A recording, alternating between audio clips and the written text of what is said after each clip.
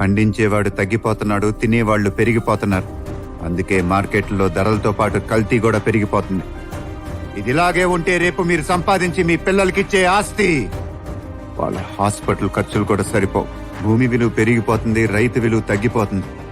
భూమి విలువ పెరిగిపోతుందని మనం బిల్డింగ్లు కట్టుకుంటూ పోతే మనం ఏం తిని బతుకుతాం? అందుకే ఏ రైతు తన కొడుకుని రైతుని చేయాలనుకోవట్లేదు. ఇప్పటికే మన జనరేషన్ కి వ్యవసాయం ఏంటో తెలియదు.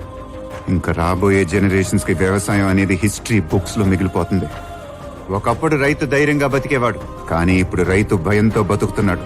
పంట వేయాలంటే నీళ్లుంటాయో లేదో భయం, నీళ్లుంటే పంట చేతికి వస్తుందో లేదో భయం, పంట చేతికొస్తే దాన్ని ఎలా కాపాడుకోవాలనే భయం. అదే భయంతో తను అనుకున్న ధర వచ్చినా రాకపోయినా వచ్చిన ధరకే తన పంటను అమ్మేసుకుంటున్నాడు.